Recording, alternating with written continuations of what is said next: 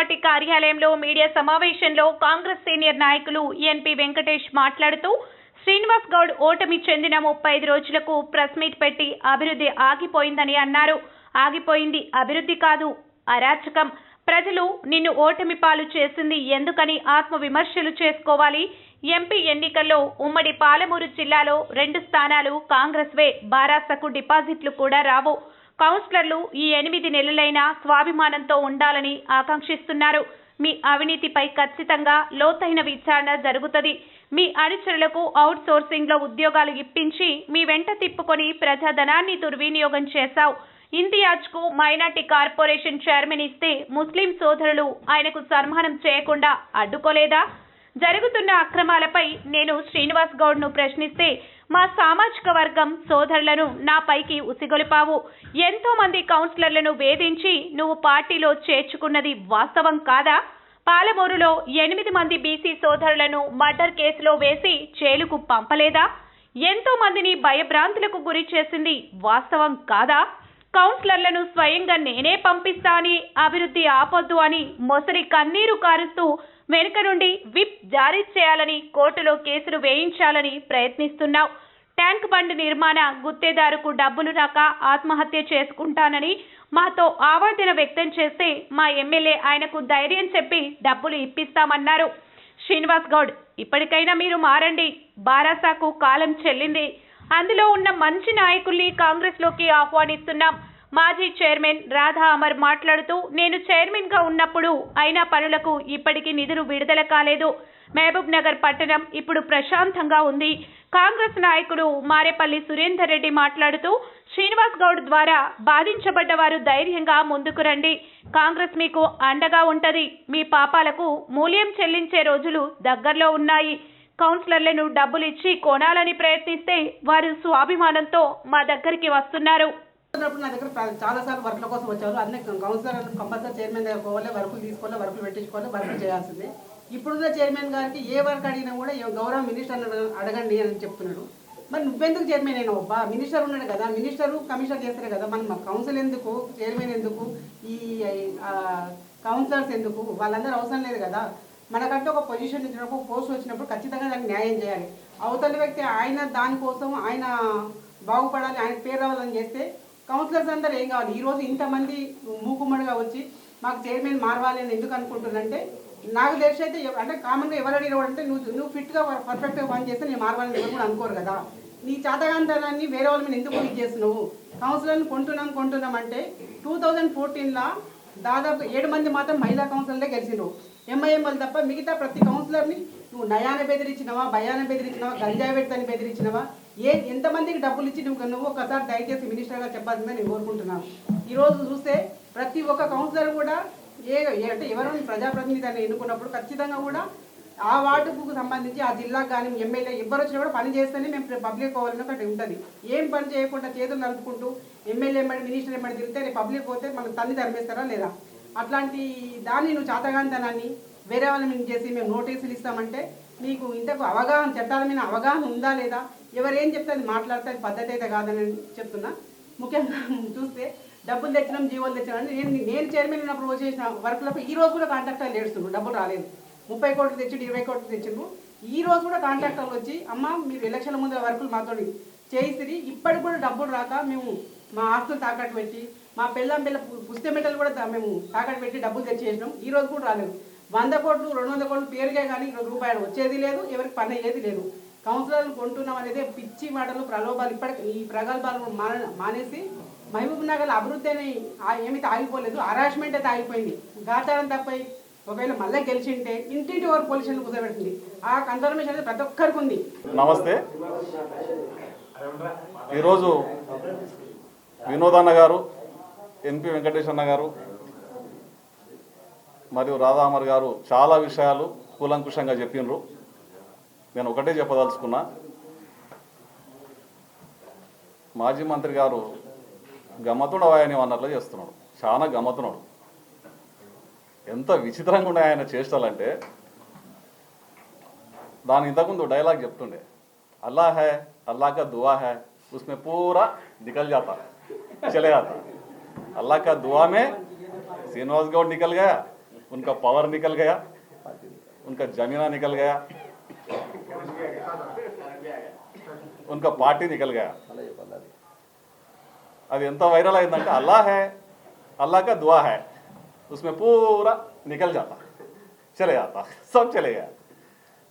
ఒక సెల్ పెడతాం ఇదే పార్టీ ఆఫీస్లో అన్నగారితో చర్చ చేసి ఒక సెల్ పెట్టి బాధితులారా ఇంకా భయపడకండి, ఇంకా కొంత భయం పోలే వాళ్ళకు, నీ యొక్క అక్రమాలు దౌర్జన్యాలు భూ కబ్జాలు ఇవన్నిటి మీద విచారణ చేపట్టడానికి పార్టీ ఆఫీస్కి వచ్చి మీరు ఇక్కడ చర్చలు చేసి కంప్లైంట్లు ఇవ్వండి, మీరు బయటికి రాండి, ఇంకా మోసపోయిన వాళ్ళందరూ బయటికి వెళ్ళండి, కొన్ని వందల కంప్లైంట్లు వస్తాయి, దానిలో మీద విచారణ జరుగుతుంది, నీవు చేసిన పాపాలకు కానీ విచారణ చేస్తే నీకు 100 ఏళ్ళు పనిష్మెంట్ ఉంటుంది కోర్టులల్లో, 150 ఏళ్ళు 200 ఏళ్ళు శిక్ష పడుతుంది, చూసినావా?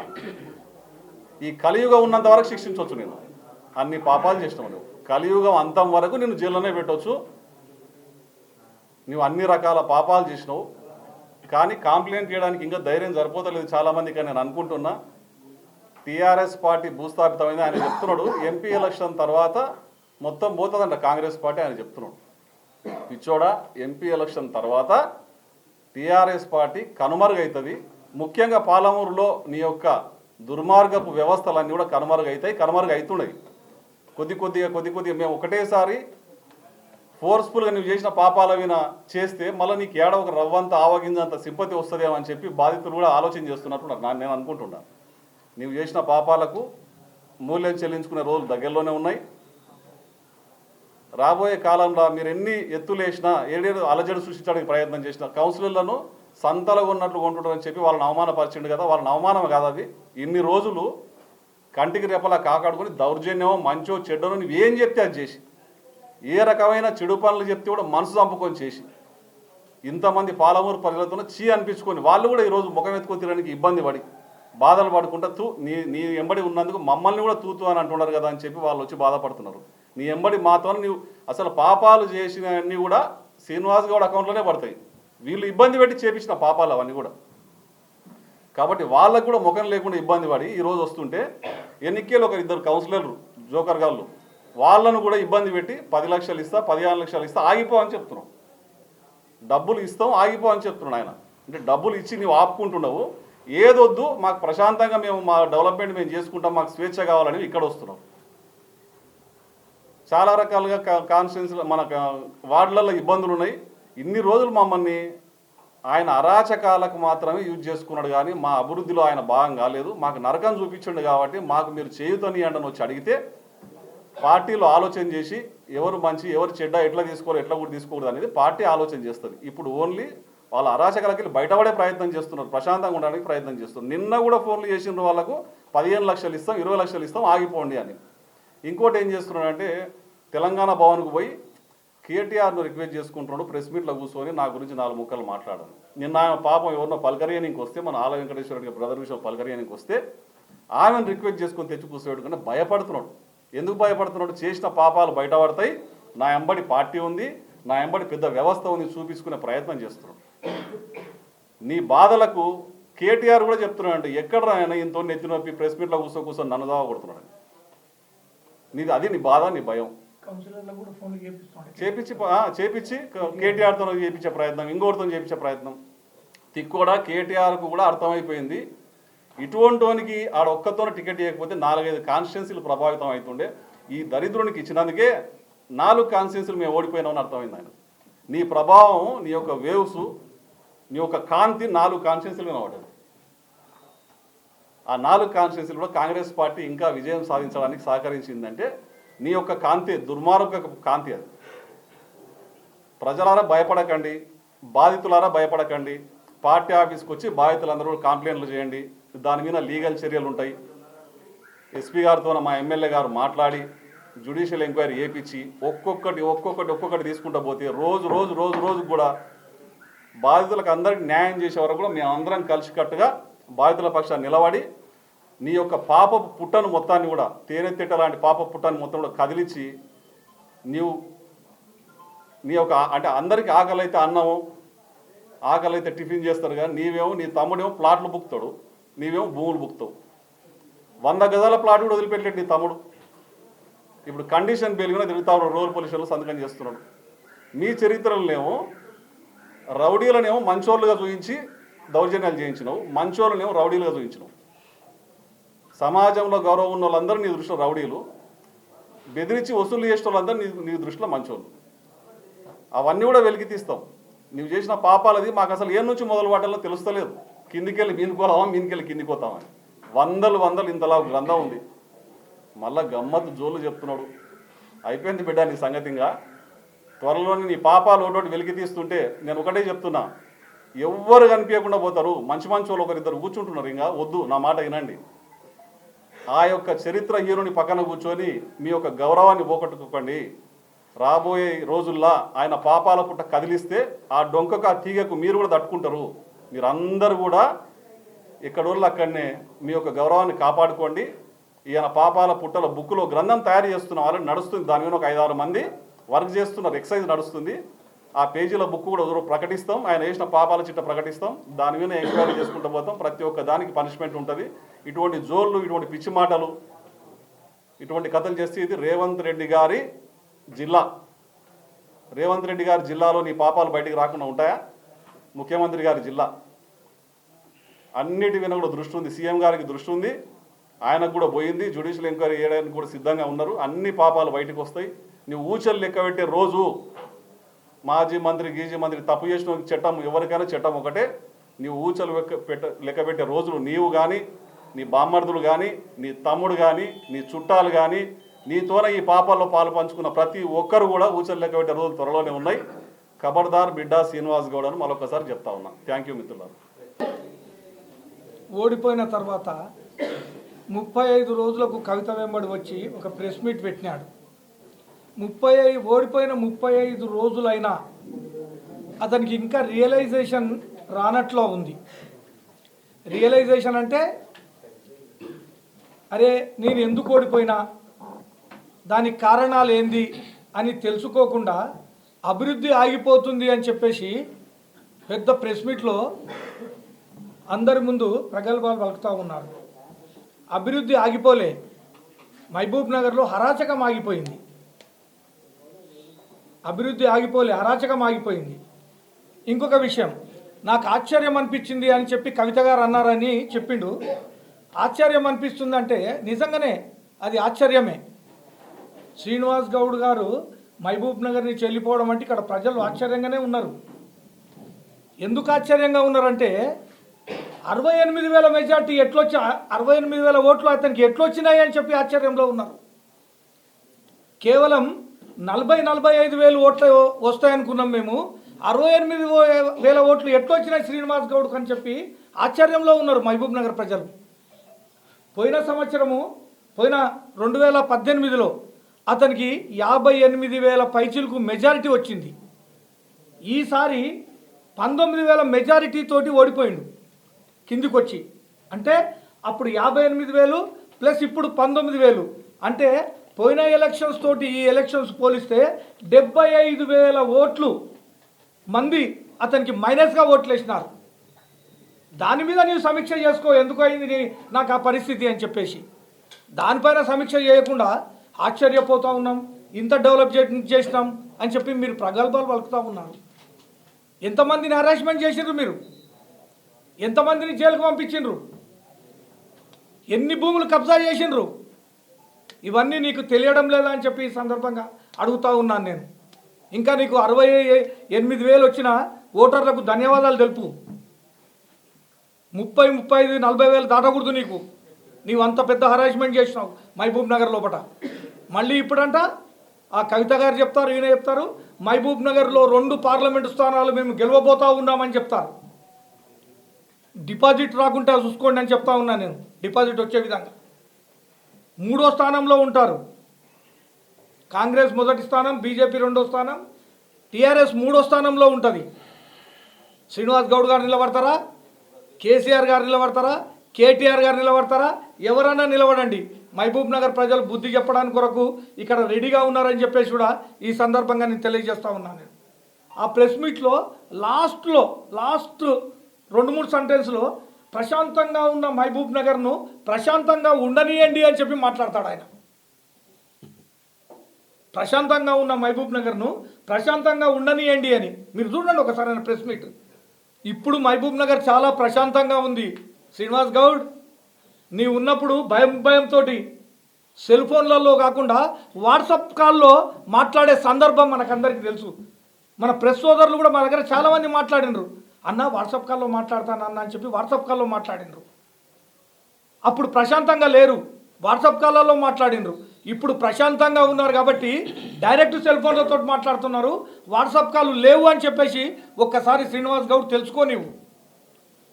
ఇంకా నీవు రియలైజేషన్ నీకు రావడం లేదు. మొత్తం నాయనకనే ఉన్నారని చెప్పేసి ఇంకా మీరు ప్రగల్భ పాలు వలుపుతూ ఉన్నారు. మీరు ట్యాంక్ బండ్ ఆగిపోయిందంటారు. ఇంకొకటి ముఖ్య విషయం ఏమంటే, మన్నెంకొండ లోపల రోప్వే 100 కోట్లతోటి రోప్వే కడుతున్నాము. ఆ రోప్వే కడితే అక్కడ పెళ్లిళ్ళు జరుగుతాయంటాడు. ఏమన్నా తెలివి ఉండి మాట్లాడుతున్నాడా, తెలివి లేకుండా మాట్లాడుతూ ఉన్నాడా? ఒకసారి మీరు ప్రెస్ మీట్ చూడండి. నేను చూసినాను, నేను 2 సార్లు చూసినాను నేను. ఆయన ఏం మాట్లాడతాడు, అక్కడ రోప్వే అయితే పెళ్లిళ్ళు ఎక్కువ జరుగుతాయంట. రోప్వే తోటి ఏమైనా పెళ్లిళ్ళు జరుగుతాయండి అంటే మతి భ్రమించింది. ఇంతకుముందు మా సోదరుడు చెప్పినట్లు ఎక్కడో నెల రోజులు దానికి పంపిస్తే అక్కడ ట్రీట్మెంట్ తీసుకుంటే బాగుంటుందని చెప్పేసి కూడా నా అభిప్రాయం. మీరు ఎంతమందిని పార్టీలో జాయిన్ చేసుకున్నారు? అప్పట్లో మీకు పార్టీలో జాయిన్ చేసిన కౌన్సిలర్లను, బీజేపీ కౌన్సిలర్లను, కాంగ్రెస్ కౌన్సిలర్లను, వేరే కౌన్సిలర్లను జాయిన్ చేసుకున్నప్పుడు మీకు కనబడలేదు అప్పుడు? ఇప్పుడు ఆ జాయినింగ్స్ గురించి మీరు ఏదో ప్రగల్భాలు వలుపుతూ ఉన్నారు. మీరేమంటున్నారు? కౌన్సిలర్లను కొన్నామని అంటున్నారు. ఎవరు కొన్నారు? ఎవరు పార్టీలో జాయిన్ చేసుకున్నారు?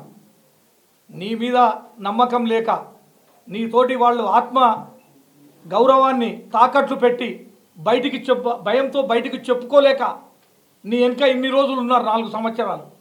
ఇప్పుడు స్వేచ్ఛగా ఎన్నికలు అయిపోయిన నెల రోజులకే మాకు స్వేచ్ఛ కావాలి, మంచి నాయకత్వం కావాలి, మంచి నాయకత్వంలో కూడా మహబూబ్ నగర్లో వార్డులో నిధులు తెచ్చుకొని అభివృద్ధి చేసుకుంటామని చెప్పేసి ఒక మంచి ఆలోచనతోటి కౌన్సిలర్లు వచ్చి సంప్రదిస్తే మీరు పైసలు పెట్టి కొనుక్కుంటున్నారనే మాట మాట్లాడుతూ ఉన్నావు. నీవు మంచిగా ఉంటే, నీవు మంచిగా చూసుకుంటే వాళ్ళు మా దగ్గరికి ఎందుకు వస్తారు? చైర్మన్ను మార్చాలని ఎందుకు ఆలోచన చేస్తారు? ఒక్కసారి మీరు ఆత్మవిమర్శ చేసుకోవాలి. మీరు ఒక్కసారి నిలబడండి ఎంపీకి. ఈసారి 75,000 మైనస్ ఓట్లు ఉన్నాయి. 1,00,000 మైనస్ ఓట్లకు పోతుంది. మీది ఏంటి అని అప్పుడు మీ భయంతో కొంతమంది మీ వెనక ఉండి కూడా కామ్గా ఉండి చేసినారు. ఇప్పుడు నీ వెనక ఎవరు ఉండరు. మీరు రాజకీయంగా మహబూబ్ నగర్ను ఎంత హరాస్మెంట్ చేసినారో ప్రజలందరికీ తెలుసు. అదేవిధంగా మీ మీద కూడా విచారణ జరుగుతుంది. ఇప్పుడు చూసినా మనం కేసీఆర్, కేటీఆర్ ఈడీలు రైడ్ అవుతూ ఉన్నాయి. మీరు కూడా టూరిజం దానిలోపట మీరు మంత్రి, టూరిజం మంత్రి, టూరిజంలో ఫైల్స్ అన్నీ కలిపోయినాయి. అక్కడ ఎండీని వాళ్ళని వీళ్ళని కూడా సస్పెండ్ చేసినట్లా ఉన్నారు. దాని మీద కూడా ఎంక్వైరీ జరుగుతుంది. ఇంకా మేము అధికారంలో వచ్చి 35 రోజులు అయింది శ్రీనివాస్ గౌడ్. ఇంకా చాలా టైం ఉంది. అవినీతి మొత్తం బయటపడుతుంది. ఇక్కడనే కాదు, హైదరాబాద్లో ఏమేమి జరిగినాయి అనేది మొత్తం బయటపడుతుంది. మీరు కొంతమందిని హాస్పిటల్ లోపల కానీ, యూనివర్సిటీ లోపల కానీ, వేరే డిపార్ట్మెంట్ లోపల ఈ అవుట్సోర్సింగ్ పేరు పైన కార్యకర్తలను జాయిన్ చేసుకొని అక్కడ వాళ్ళు సంతకం కూడా పెట్టకుండా నెల 15,000, 20,000 రూపాయలు తీసుకొని ఒక 50-100 మంది నీ చుట్టుముట్టు తిప్పుకున్న సందర్భం కాదా? అది ప్రజలు గమనిస్తలేరా? అంటే ఒక కార్యకర్త ఉంటే ఆర్టీఓ ఆఫీస్ ఫోన్ చేయాలి, ఇతన్ని పెట్టుకోండి అంటే ఆర్టీఓ వాళ్ళకి పాపం మినిస్టరు ఏమనలేరు, పెట్టుకున్నారు. పెట్టుకున్న తర్వాత వీడు నెల పోవాలి, సంతకం చేయాలి, పైసలు తీసుకొని రావాలి. ఈ నెంబర్ సోషల్ మీడియా పెట్టుకొని ఈ నెంబర్ తిరగాలి. అంటే నువ్వు చేసింది కరెక్టా అని చెప్పి ఈ సందర్భంగా నేను అడుగుతూ ఉన్నాను. నేను మహబూబ్ నగర్ ప్రజలు మొత్తము రియలైజేషన్ అయ్యి మొత్తము ఓడగొట్టాలనే ఆలోచనతోటి, ఇలాంటి దుర్మార్గులు మహబూబ్ నగర్లో ఉండకూడదు అనే ఆలోచనతోటి ఓడగొట్టి పంపిస్తే కూడా మీకు రియలైజేషన్ కావడం లేదు అని చెప్పేసి ఈ సందర్భంగా చెప్తా ఉన్నాను. నేను ఇంకొక మాట కూడా చెప్తా ఉన్నాను. శ్రీనివాస్ గౌడ్, మీరు మతాల మధ్యలో చిచ్చు పెడుతుంది, కులాల మధ్యలో చిచ్చు పెడితే టీఆర్ఎస్ పార్టీలో మహబూబ్ నగర్ స్థానికుడు ఇమ్తియాజ్ అతనికి మైనారిటీ కార్పొరేషన్ చైర్మన్ ఇస్తే అతనికి ఇక్కడ సన్మానం చేయలేని సందర్భం. సన్మానం చేయాలని చెప్పి వాళ్ళు రాత్రి బ్యానర్లు అందరూ మైనారిటీ సోదరులు పెట్టుకుంటే అవసరం లేదు అని చెప్పి నీవు సన్మానం చేయించలేదు అంటే నీ ఒక్కడవే కర్త కర్మ క్రియ, నేను ఒక్కనే అందరూ బానిసలు, నేను ఒక్కనే రాజును అనే విధంగా నీవు బిహేవ్ చేసినావా లేదా? నీవు మైనారిటీ సోదరులకు వ్యతిరేకివా కాదా? నీవు మైనారిటీలకు ఎవరికైనా సముచిత స్థానం ఇచ్చినావా? ఎవరికి ఇవ్వలేదు. ఇమ్తియాజ్ అనేటతను ఏ పార్టీలోనైనా ఉండనివ్వండి, స్థానికుడు, మహబూబ్ నగర్లో పుట్టి పెరిగిన అతనికి మైనారిటీ కార్పొరేషన్ చైర్మన్ ఇస్తే కూడా సన్మానం చేయలేని పరిస్థితి. అంటే నీవు ఏ విధంగా నీ పార్టీలో ఉన్నవాళ్లను అదేవిధంగా ఇతర పార్టీలో ఉన్న వాళ్ళను వేధించినావు అనే దానికి ఇది ఒక్కటే నిదర్శనం. మళ్ళీ ఈసారి మైనార్టీస్ ఓట్లు వేయలేదంటాడు. రెడ్డి సోదరులు ప్రతి మీటింగ్లో ఒకట అగ్రకులాలని నువ్వు మాట్లాడలేదా? ఒకసారి ప్రెస్ మీట్లో చూడండి. అంటే అగ్రకులాలు ఓట్లు వేయరా? అదేవిధంగా మొన్న ఎన్నికల్లో కూడా కొంతమంది రెడ్డి సోదరులు శ్రీనివాస్ గౌడ్ అభివృద్ధి చేస్తూ ఉన్నారు, అతనికి ఓట్లు వేయండి అని చెప్పి ప్రెస్ మీట్ పెట్టిపించినావు. మళ్ళీ అదే రెడ్డి సామాజిక వర్గం యూనియన్ వాళ్ళు వచ్చేసి మాది అది ఒపీనియన్ కాదు, మీరు ఎవరికైనా ఓట్లు వేసుకోవచ్చు అని వాళ్ళు ప్రెస్ మీట్లో చెప్పిండ్రు. అంటే రెడ్డి సోదరులను విడదీసినాం, ముదిరాజులను విడదీసినాం. ఇంకో ఆశ్చర్యకరమైన విషయం ఏమంటే నేను చెప్తా ఉన్నాను, నేను ప్రెస్ మీట్ పెట్టి ఎన్పి వెంకటేష్గా నేను ప్రెస్ మీట్ పెట్టి శ్రీనివాస్ గౌడ్ నువ్వేం చేస్తున్నావు, నీ అరాచకాలు మాను, మీ భూ కబ్జాలు మాను, మీ పోలీసు వ్యవస్థను ఉపయోగించుకునే వ్యవస్థను మాను అని చెప్పి నేను చెప్తే అతడు నాకు డైరెక్ట్గా ఆన్సర్ ఇవ్వకుండా నా సామాజిక వర్గానికి చెందిన వాళ్ళను, మా ముదిరాజులను ప్రెస్ మీట్ పెట్టిపించి మా మీద మాట్లాడించిన సందర్భం ఏందండి? మహబూబ్ నగర్లో కులాల మధ్యలో కులాలు అంటే నేను నా ముదిరాజ్ సోదరులను తిడితే నా ముదిరాజ్ సోదరులు నన్ను తిట్టాలి, కానీ నేను మా ముదిరాజ్ సోదరులను ఏమనలేదు. నేను శ్రీనివాస్ గౌడ్ను ప్రశ్నిస్తే మా వాళ్ళకు ఉసిగొల్పి మా మీద ప్రెస్ మీట్లు పెట్టించే సందర్భం. రెడ్డి సోదరులను అంటే, యాదవ సోదరులను అంటే ఏం జరిగింది మహబూబ్ నగర్లో? ఇవన్నీ మహబూబ్ నగర్ ప్రజలు గమనించలేదా? పాత్రికేయులుగా మీరు కూడా ఒకసారి ఆలోచన చేయండి. ఎంతమంది మీద కేసులు పెట్టిండ్రు? కృష్ణమోహన్ ఇల్లు కడితే రాత్రి 10 గంటలకు ప్రొక్లేనర్లను పంపించిండు కూలగొట్టడానికి. మా చెల్లె రాధామర్ గారు ఆమె ఎస్పీ దగ్గరకు పోయి సార్ కూలగొట్టకండి సార్. అప్పుడు కృష్ణమోహన్ కౌన్సిలర్ టీడీపీలో ఉండే, మాది అలయన్స్, అప్పుడు టీడీపీ కాంగ్రెస్ అలయన్స్. ఆయన నేను ఆత్మహత్య చేసుకుంటా, నా ఇండ్లు కూలగొడుతున్నారు, నా బిల్డింగ్ కూలగొడుతున్నారు అంటే మా చెల్లెలు మిగతా వాళ్ళందరూ పోయి ఎస్పీని మాట్లాడి ఆపిస్తే భయపడిపించి కృష్ణమోహన్ను పార్టీలో చేర్చుకున్న సందర్భం కాదా? ఇది వాస్తవం కాదా? మహబూబ్ నగర్ పట్టణంలో ప్రజలందరికీ తెలియదా? ప్రశాంత్ భాస్కర్ గారి హోటల్, ఆ హోటల్ను ఇల్లీగల్గా కన్స్ట్రక్షన్ చేసిండ్రని ఒక చెట్టుకు హోటల్ మొత్తాన్ని కూడా కొంత సగ భాగాన్ని కూల్చిన తర్వాత అతడు పోయి ప్రాపర్టీ పోతుంది అని చెప్పేసి శ్రీనివాస్ గౌడ్ గారితో కండు వేసిన తర్వాత మళ్ళీ బిల్డింగ్ యథావిధిగా కట్టుకున్నారు. ఇప్పుడు బిజినెస్ జరుగుతూ ఉంది. అదేవిధంగా మక్సూద్ది కూడా ఎస్విఎస్ హాస్పిటల్ పక్కల కూలగొట్టేసిండు షెడ్ను. అతడు పోయి మాట్లాడితే మళ్ళీ ఇప్పుడు షెడ్ కట్టుకున్నారు. కోట రామచంద్రపూర్ నరసింహారెడ్డి గారిని ఇల్లీగల్గా జడ్చర్ల గౌడు అనేట అతనితో కేసు వేయించి అతన్ని 2-3 కేసులు వేయించి లొంగ తీసుకొని పార్టీలో జాయిన్ చేసుకున్న సందర్భం. నీవు ఎంతమందిని జాయిన్ చేసుకున్నావు మహబూబ్ నగర్లో? నీ భయభ్రాంతులకు గురైన వాళ్ళందరూ ఈరోజు నీకు వ్యతిరేకంగా పనిచేసి నిన్ను తక్కువ మెజార్టీ ఓట్లు వచ్చేటట్టు చేసి నిన్ను ఇక్కడి నుంచి తోలించిన సందర్భం కాదా శ్రీనివాస్ గౌడ్ అని అడుగుతా ఉన్నాను నేను. ఇప్పటికీ నీకు రియలైజేషన్ రాకపోతే ఇక నిన్ను దేవుడే